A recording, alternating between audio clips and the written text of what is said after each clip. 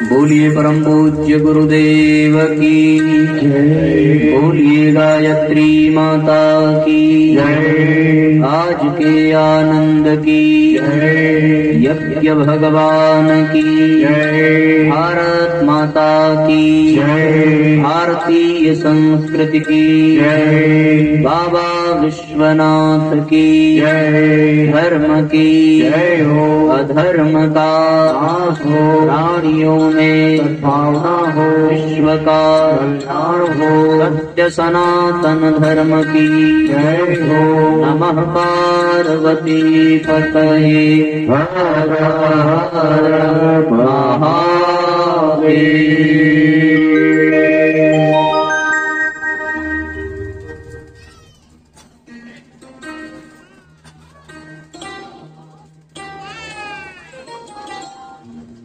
परम पूज्य गुरुदेव एवं परम वंदनीय माता जी के सूक्ष्म उपस्थिति में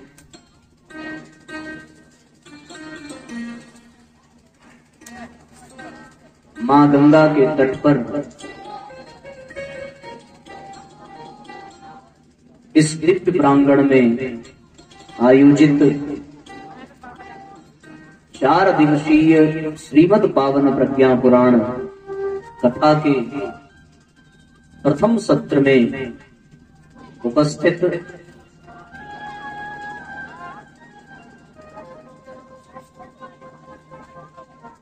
शक्ति स्वरूपा माताओं, बहनों, देवतुल्य भाइयों, आत्मीय बंधुओं,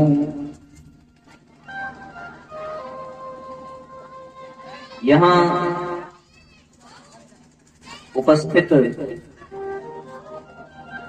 गायत्री परिवार से जुड़े सभी वरिष्ठ परिजनों के हृदय में विद्यमान परमपिता परमेश्वर को नमन करते हुए आइए हम सभी श्रीमद् पावन प्रज्ञा पुराण कथा के माध्यम से परम पूज्य गुरुदेव के दैवीय विचारों को आत्मसात करने का क्रम प्रारंभ करें।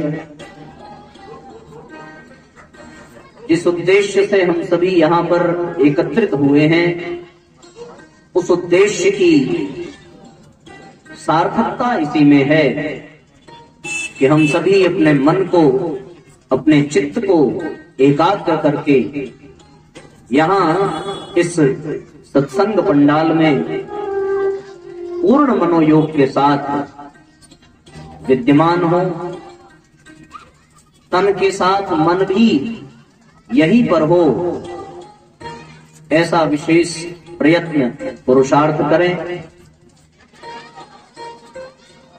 और एक विशेष प्रार्थना यह भी कि यहाँ उपस्थित जो बच्चे हैं उनको थोड़ा सा अनुशासित करने की कृपा करेंगे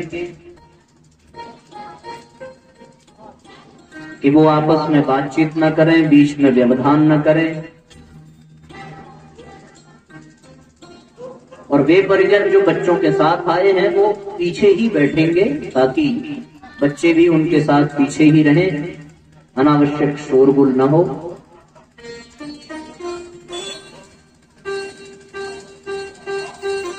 जीवन में बड़े सौभाग्य से सत्संग आदि का दुर्लभ क्षण हम सभी को प्राप्त होता है। शास्त्रों में सत्संग की बड़ी महिमा गाई गई है और ऋषियों द्वारा प्रतिपादित यह दिव्य परंपरा, जिसके माध्यम से हम परमात्मा की इच्छा को सुनते हैं, जानते हैं और तदनुसार अपने जीवन के चाल चलन को विनिर्मित करते हुए जीवन की दिशा को तय करते हैं।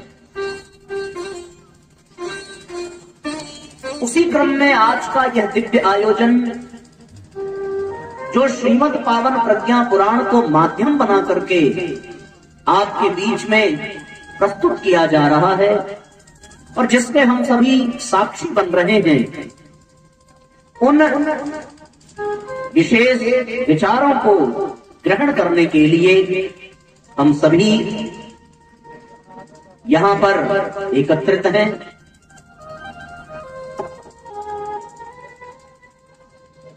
साथियों, मनुष्य का ये पूरा जो शरीर है जिसे हम लोगों ने पाया है, उस पूरे शरीर का नियंत्रण, निर्धारण, उसके क्रियाकलाप केवल और केवल उसके मस्तिष्क से ही संचालित होते हैं।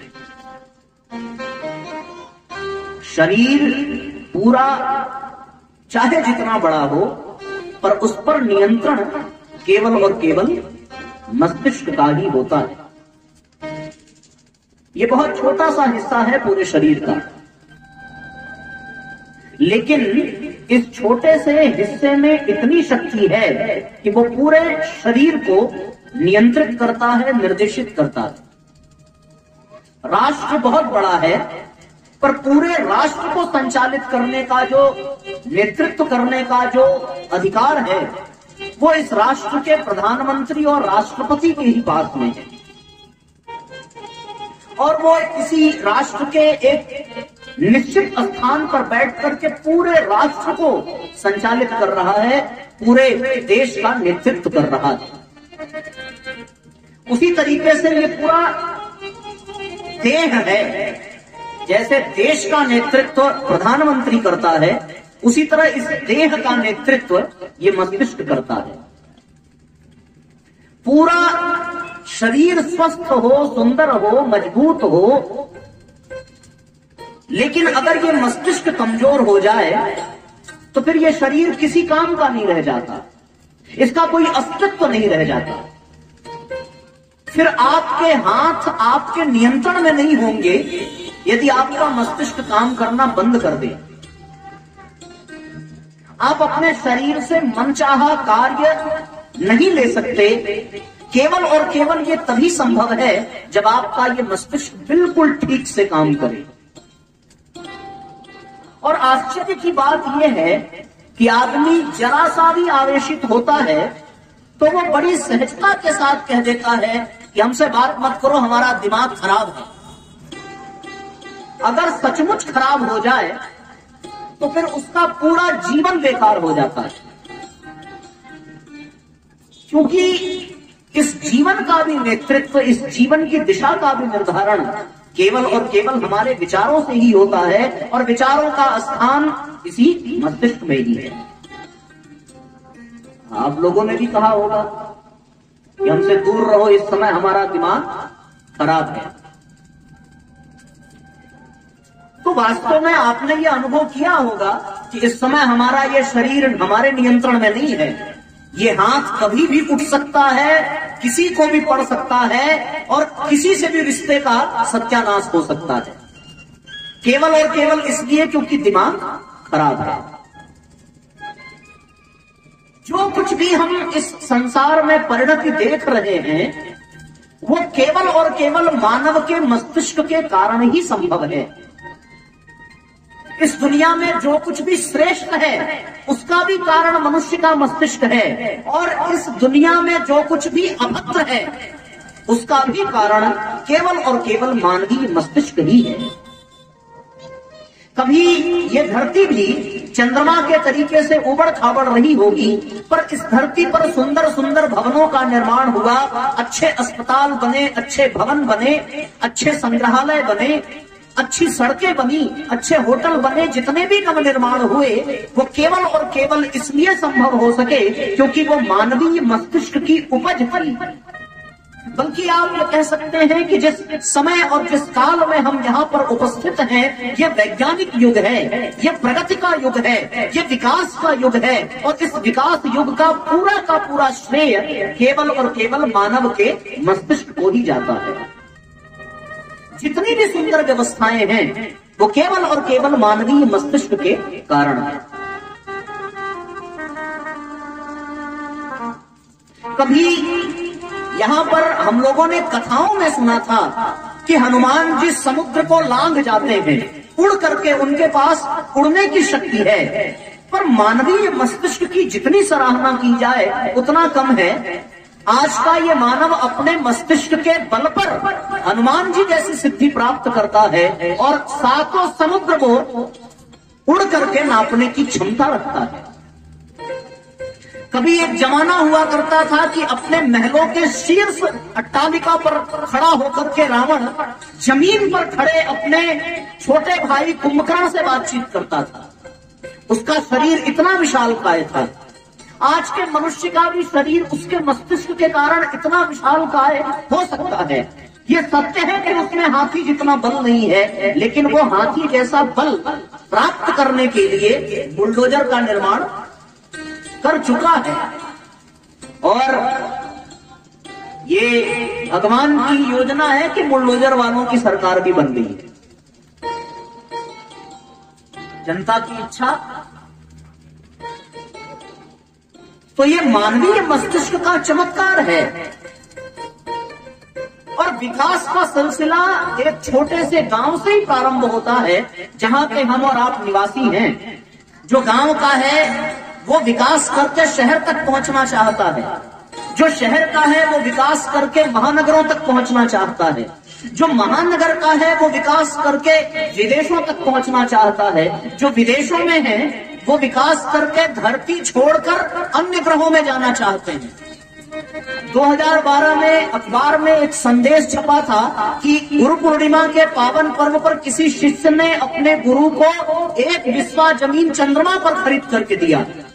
वो अलग बात है कि आज तक वहां रहने के लिए न वो शिष्य गया न उनके गुरु गए, पर सच्चाई ये है कि विदेशों में रहने वाले अब दूसरे ग्रह में जाना चाहते हैं, क्योंकि व्यक्ति अपने भीतर विकास चाहता है, परिवर्तन चाहता है, और वो परिवर्तन सकारात्मक चाहता है।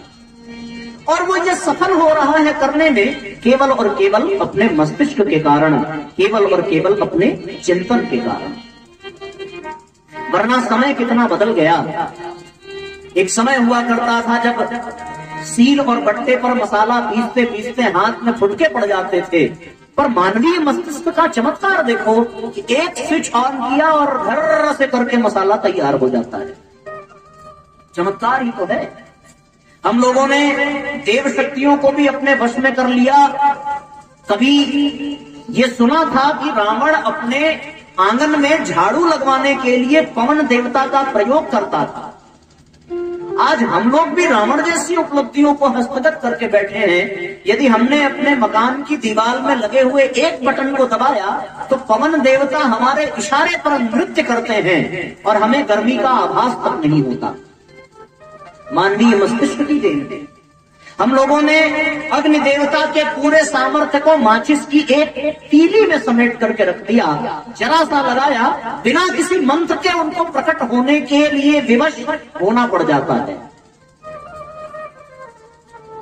तो इसलिए साथियों, चाहे वो अग्नि देवता हो, जल देवता हो, वायु देवता हो, सारी देव शक्तियां हमारे नियंत्रण में आ चुकी हैं और इसका श्रेय केवल और केवल मनुष्य के मस्तिष्क को जाता है। कभी एक ऐसा भी समय हुआ करता था कि वस्त्र आदि पहनने के नाम पर ये मनुष्य केवल और केवल वृक्षों के छाल और पत्ते लपेट करके जीवन यापन करता था। पर आज ऐसे ऐसे बढ़िया वस्त्र आ गए हैं कि आप कल्पना नहीं कर सकते आज का मनुष्य कितना विकसित हो चुका है। अगर 500 साल पुराना कोई व्यक्ति, एक कल्पना करके देखिए कि 500 साल पुराना कोई व्यक्ति यदि गलती से वर्तमान समय में आ जाए तो वो आश्चर्य के मारे पागल हो जाएगा जब वो ये देखेगा कि यहाँ बैठा हुआ इंसान विदेशों में केवल एक छोटे से यंत्र के माध्यम से बातचीत कर लेता है, उनकी बातें सुन लेता है बिना किसी सिद्धि के, तो उसे तो बहुत आश्चर्य होगा। वहां पर जो घटना घट रही है यहां से हजारों किलोमीटर दूर, उस घटना को हम अपने घरों में बेडरूम में बैठ करके टेलीविजन में बड़ी सहजता से, बड़ी सुगमता से उसको देख पा रहे हैं। इसी सुविधा के लिए, इसी उपलब्धि के लिए भगवान वेदव्यास को, संजय को दिव्य दृष्टि प्रदान करनी पड़ी थी कि भैया महाभारत में कुरुक्षेत्र के मैदान में जो घट रहा है उसे देख करके वो धृतराष्ट्र को बता सके। और आज हम लोगों ने बिना किसी तप, बिना किसी पुरुषार्थ, बिना किसी तपस्या के ये सुविधा प्राप्त कर ली, तो ये मानवीय मस्तिष्क का चमत्कार ही कहा जाएगा। और मैं सत्य कहता हूं, आज का मनुष्य अपने मस्तिष्क के बल पर मृत्यु को भी चुनौती देने के लिए तैयार है। लोग कहते हैं साहब मौत आ जाती है, पर आने से पहले वो बताती नहीं है। अपना अध्यात्म और अपनी भारतीय संस्कृति ये कहती है कि मौत आने से पहले सूचित करती है। जब व्यक्ति मृत्यु के निकट होता है, अकाल मृत्यु की मैं बात नहीं करता, वो तो अपवाद है, पर जब व्यक्ति धीरे धीरे मृत्यु की ओर बढ़ता है तो फिर मृत्यु संकेत करती है, उसके बाल सफेद हो जाते हैं। लेकिन मनुष्य मृत्यु को भी चैलेंज करता है कि मृत्यु ने बाल सफेद कर दिया तो हम उसको रंग के काला कर देंगे। ये मानवीय मस्तिष्क का चमत्कार है। वो दोबारा संकेत करती है कि अब तुम्हारे आंखों की रोशनी कम हो जाएगी, तुम देख नहीं पाओगे, पर मानव का चमत्कार देखो। एक तरफ आंख की रोशनी कम हुई नहीं कि दूसरी तरफ वो व्यवस्था कर लेता है, चश्मा लगा लेता है और मृत्यु को चैलेंज करता है। मृत्यु भी हैरान है कि अब मैं क्या करूं, तो उसने फिर ऐसी व्यवस्था बनाई कि इसके जो 2 कान सुंदर सुंदर है उसकी क्षमता खत्म हो जाए। मनुष्य ने उसका भी इलाज निकाल दिया। एक अंतिम विकल्प ये आया कि इसके दांत तोड़ दो, उसके दांत गिर जाएंगे तब ये जानेगा कि अब मृत्यु निकट है। पर इंसान ने मृत्यु को वास्तव में चैलेंज दे दिया कि तू गिरा के देख, मैं 32 के 32 नया लगा दूंगा। और इस दांत से हो सकता है कि वो कुछ ना खा पाए, पर वो वाला जो 32 है उससे तो वो पता नहीं क्या क्या खा जाता है। वो बड़े बड़े नील के पत्थर खा जाता है, बड़ी बड़ी कंपनियां खा जाता है। यदि गंगा के बजट के लिए सरकार कोई धन देना चाहे तो वो मनुष्य उस दांत से उस पूरे धन को निकल जाता है। सुना है बिहार में किसी ने चारा का घोटाला किया और पूरे घोटाले को निकल दिया। अब अखबारों में सुना होगा आपने। उस दांत की देन है कि इंसान पशुओं की तरह चारा घोटाला भी कर सकता है, वरना देखा तो केवल मनुष्यों को ही गया था कि किसी के घर में एक कोठरी में भूसा रखा हो और कोई पशु अगर छूट जाए तो वो सीधे वही जाता था, घोटाला करके चला आता था। पर आज का ये मनुष्य अपने चमत्कार के बल पर उस 32 दांत के सहारे बड़े बड़े घोटाले कर देता है, सब कुछ खा जाता है। केवल मांस मदिरा ही नहीं खाता, वो न जाने कितनों का भाग्य खा जाता है, न जाने कितनों की नौकरी खा जाता है, न जाने कितनों का भविष्य खा जाता है। और आपको मैं सत्य बताऊं, यदि आप किसी शराबी के जीवन में झांक करके देखो तो वो अपने पत्नी का सुकून खा जाता है, अपने माँ की खुशियां खा जाता है, अपने बच्चों के सपने खा जाता है, अपने पिता की प्रतिष्ठा खा जाता है, केवल और केवल उस दांत के बल पर। वो मृत्यु को चैलेंज कर देता है और उसमें उसे सफलता मिलती है। तो उसके विकास के आगे तो एक पल के लिए परमात्मा भी नतमस्तक होने पर विवश हो गया और धन्यवाद देता है मनुष्य को कि दुनिया क्या थी और क्या से क्या बना दिया। अब ये धरती विकास का परिणाम है, ये विकास का परिणाम है। अब तक तो विकास की यात्रा मैं करा रहा था, पर विकास का अब परिणाम देखो कि विकास के कारण जो धरती कभी माता हुआ करती थी अब वो धरती ग्रह बन गई है, विकास के कारण। और इसी कारण व्यक्ति प्रयास कर रहा है कि इस ग्रह को छोड़ करके किसी दूसरे ग्रह में भी स्थान बनाया जाए और जीवन की संभावनाओं का तलाश किया जाए, शोध किया जाए। जीवन में मंगल आवे या ना आवे पर मंगल पर जीवन हो, ऐसा प्रयत्न आज का मनुष्य कर रहा है और वो अपने सफलता के बहुत निकट पहुंच चुका है। मनुष्य विकासशील है, वो विकास कर रहा है।